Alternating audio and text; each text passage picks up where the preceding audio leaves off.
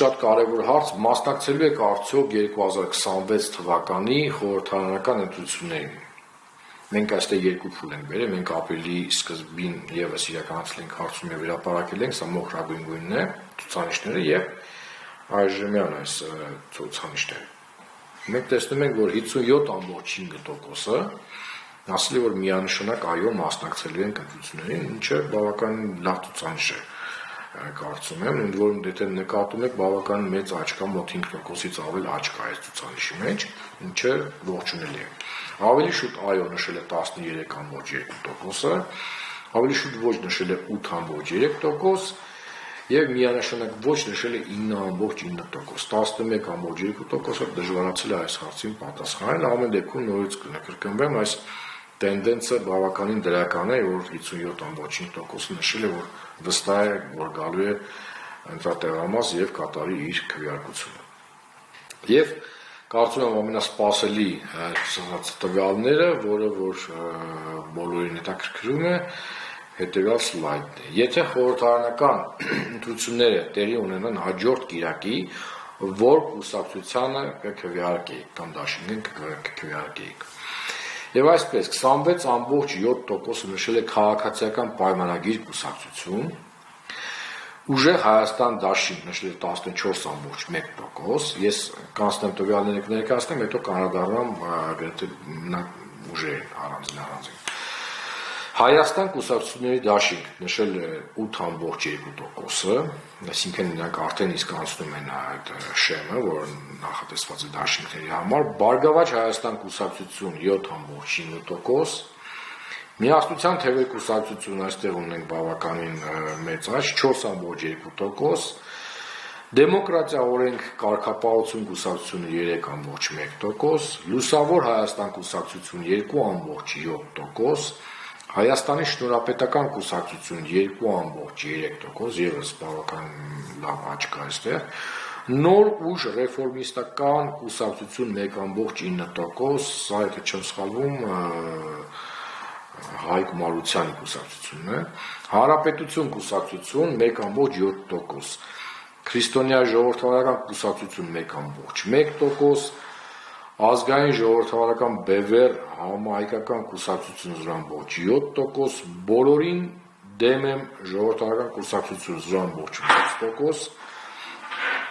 Ալյանս առաջադիմական ցենտրիստական կուսակցություն 0.4%, Քոչարի ազգային վերածնունդ եւ ազգի զարթոն կուսակցություն 0.4%, Հայ ազգային կոնգրես կուսակցություն 0.4%, Հանուն Հանրապետության ժողովրդավարության պաշտպանների դաշինք 0.3%, Ռեֆորմիստների կուսակցություն 0.3%, Ժողովրդավարական համախմբում կուսակցություն 0.3% եւ հրաժարվում են պատասխանը նշել է 8.3%, դժվարացել է պատասխանել 8%-ը, կփչացնեմ քվեաթերթիկը նշել է 1.3% եւ ընդհանրապես չեմ քվեարկի նշել է 5.7%։ Եթե նկատեցիք այս ցանկը բավականին երկար է, բայց սա այն կուսակցություններն են մենք որոնք որ հայտ են ներկայացրել կենտրոնական ընտրական հանձնաժողով, որպեսզի գրանցվեն որպես մասնակից ընտրությունների։ Ես հիմա անդրադառնամ նորից տվյալներին, 26.7%, ինչպես նշեցի, քաղաքացիական պայմանագիր կուսակցության տվյալն ցուցանիշն է, իհարկե ամենաբարձրն է բոլոր նշված մասնակից կուսակցություններից, բայց իմ կարծիքը կարող եմ ասել, հաշվի առնելով օրինակ կես տարի այդ ուժը կես տարուց ավել է արդեն իսկ իրականացնում է քարոզարշավ եւ ըստ երևույթի տիրապետում է նաեւ որոշակի լծակների, հա, իշխող ուժին հասու լծակների, այս ցուցանիշը ես կարծում եմ, որ կարող է լինել, եթե դրական եւ ճիշտ աշխատեին, կարող է լինել ավելի բարձր, բայց կես տարվա արդյունքում նրանք դեռ գրանցել են 26.7%, բայց կրկնվեմ, նրանք դեռ ունեն ամենաբարձր ցուցանիշը։ Այստեղ նաև պետք է նշվի, որ ադմինիստրատիվ ռեսուրսը եւս ներառված է այդ որոշակի 8-ից 10% ադմինիստրատիվ ռեսուրսը, որը տիրապետում է ցանկացած իշխանություն, եւս ներառված է այդ ցուցանիշի մեջ։ Ուժեղ Հայաստան դաշինք 14.1%, որոշակի աճ կա, բայց կրկին այստեղ եւս կարող եմ ասել, որ այն էֆեկտիվությունը, որը կարող էր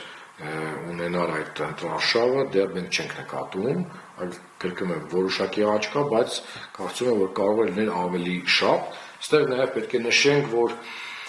ուժեղ Հայաստան դաշինքը ամենաշատ թիրախավորվածն է իշխող ուժի կողմից, եւ մենք տեսնում ենք այդ ձայնագրությունները, տարբեր որոշակի հակա քարոզը, որը տարվում է այս ուժի դեմ, հիմնականում իշխող ուժի կողմից։ Հայաստան կուսակցությունների դաշինքը նշեցի, որ արդեն իսկ ցուցանիշով անցնում է դաշինքների այդ շեմը 8.2%-ը, ստեղ աճք եւս արձանագրվել է։ Սա բացատրությունը իմ կողմից նաև կարող է լինել այն ֆորմատը այդ արշավի, որը արդեն իսկ սկսել են Հայաստան կուսակցությունների դաշինքը այդ ոդքասթի նկարահանումը, այդ ոդքասթի ձևաչափը ըստ ինձ բավականին հետաքրքիր է եւ կարող է նաև ազդեցություն ունենալ այս ցուցանիշների վրա։ Բարգավաճ Հայաստան կուսակցությունը, եթե նկատում եք, մի փոքր նվազում ունի, ստագնացիա է իրենց մոտ 7.5% են գրանցել եւ ինչը շատ կարեւոր է, հերթականությունն է փոխվել, թե հիշում եք անցած մեր պրեզենտացիայի ժամանակ Բարգավաճ Հայաստանը ընդդիմադիր ուժերի մեջ երկրորդ տեղում էր, հիմա դիրքը փոխվել է երրորդ տեղ, բայց արշավում մենք ունենք քարոզարշավ, կարող է ամեն ինչ փոփոխվել։ Ես կապում եմ այս Բարգավաճ Հայաստան կուսակցության ցուցանիշի այս որոշակի ստագնացիան այն հանգամանքի հետ, որ մինչև հիմա մենք չենք իմանում, թե ով է լինելու իրենց վարչապետի տեխնացուն, հուսանք առաջիկայում մենք կիմանանք, թե ովքեր են, ով է լինելու Բարգավաճ Հայաստան կուսակցության վարչապետի տեխնացուն եւ հուսանք, որ նրանց ցուցանիշները եւս կբարելավեն, եթե իհարկե ճիշտ եւ պատշաճ ձևի իրականացնեն քարոզարշավը։ Միասնության թևերի աճը 4.2% են գրանցել, ավելի շատ մենք կապում ենք այդ ակտիվ եւ ագրեսիվ գովազդային արշավի հետ, եթե նկատել եք, իրենք գրեթե ամենաակտիվն են գովազդի կտրվածքով եւ սոցիալական ցանցերի բիլբորդների կտրվածքով, ինչպես նաեւ այս վերջի իրենց ակտիվությունը մեդիայում կարծում եմ ազդել են այս ցուցանիշի վրա։ Ամենաէֆեկտիվը, եթե մենք հաշվի առնենք ծախսված ռեսուրս եւ ստացված արդյունքը, ըստ մեզ, դա դեմոկրատիա օրենք կարգապահություն կուսակցությունն է, որը գիտեք պատկանում է Վարդան Ղուկասյանին, մենք գիտենք բոլորս, որ նա բանտարկությունում է գտնվում եւ հաշվի առնելով, որ նրա այսպես կոմունիկացիան հանրության հետ միայն այդ ձայնագրություններն են 10-12 րոպեանոց, ես կարծում եմ իրենց գրանցած ցուցանիշը ամենա եւ այդ համատեղ ծախսված ռեսուրսները եւ հասանելիությունը ամենաէֆեկտիվը ես կգնահատեի այդ դոկ կուսակցության ցուցանիշը 2.7% լուսավոր Հայաստան կուսակցություն։ Ես կարծում եմ այս կուսակցությունը բավականին հետաքրքիր այսպես մոտեցումներ է ներկայացնում եւ Էդմոն Մարուկյան իրենց կուսակցության ղեկավարը, եթե նկատել եք, ամենաարագն է արձագանքում բոլոր այն խնդրահարույց հարցերին, որոնք առաջ են բերվում իշխող կուսակցության կողմից եւ ինքը բավականին ակտիվ է սոցիալական ցանցերում եւ կարծում եմ բոլորը տեսնում են նրա շատ արագ արձագանքը բոլոր խնդիրներին։ Հայաստանի շնորհապետական կուսակցություն 2.3% ցուցանիշը, սա ես մի քանի անգամ ասել եմ այս ֆենոմենը, որ ամռանը, անցած տարվա ամռանը մենք գրանցել ենք առաջի անգամ այս կուսակցության ցուցանիշը եւ հաշվի առնելով, որ նա բավականին նոր կուսակցություն է, նոր այսպես քաղաքական դեմք է եւ հայտ է ներկայացրել մասնակցության, այս ցուցանիշը իրենց համար բավականին լավ ցուցանիշ է եւ սա որպես նաեւ հուշում, որ այլ կուսակցություններ, որոնք ունեն արևմտամետ ուղղվածություն, կարող են միգուցե աջակցել կամ միավորվել այս կուսակցության հետ, որովհետեւ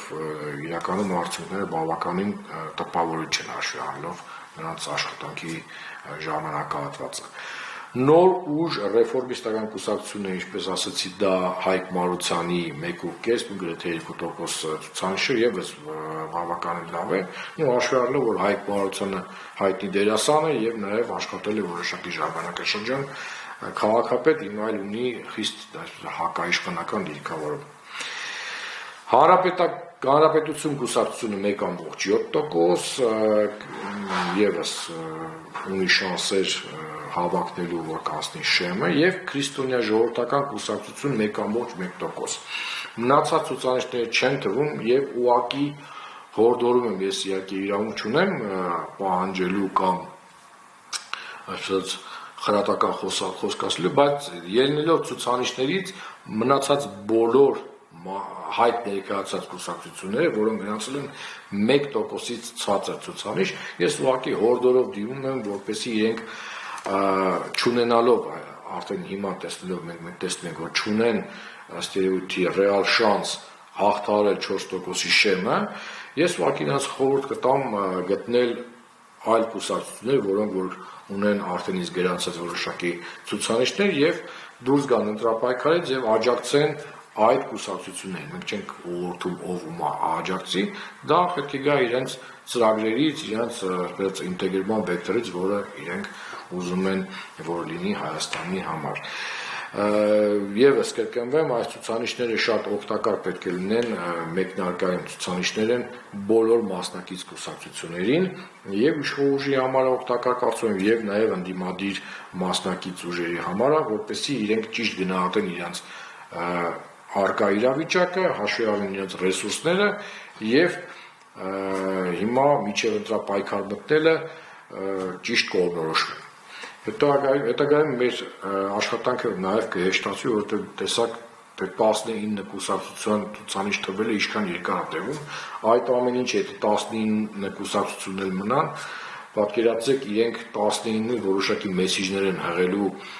ընտրաշավի ժամանակ եւ դա բերելու է ավելնորդ աղմուկի եւ խանգարելու է մեր քաղաքացիներին կողմնորոշվել այս կամ այն ուժի հանդեպ։ Հետևաբար եւս մեկ անգամ հորդորում եմ 1% ցուցանիշ գրանցած կուսակցություններին իրենց հայտերը հետ վերցնել։ Եվ որքանով եք վստահ ձեր ընտրության մեջ, սա եւս կարևոր հարց է, 67%-ը ասել են, որ լիովին վստահ են եւ կարծիքը չի փոխվի իրենց, 10.9%-ը նշել է, որ ավելի շուտ վստահ են իրենց ընտրության մեջ, 5.9%-ը նշել է ավելի շուտ վստահ չեմ եւ 10.8%-ը նշվել է, որ ընդհանրապես վստահ չեմ, կարծիքս կարող է փոխվի։ 55.2%-ը դժվարացել է պատասխանել այս հարցին։ Մենք տեսնում ենք, որ այստեղ ունենք 67% միայն ովքեր վստահ են իրենց ընտրության մեջ եւ կա գրեթե 43% ովքեր կարող են այս կամ այն կերպ փոփոխվեն իրենց կարծիքը։ Կարծում եմ այդ ընտրարշավը թույլ կտա այս 40%-ին կամ ամրապնդել իրենց որոշման մեջ կամ միգուցե փոփոխել իրենց որոշակի ընտրություն։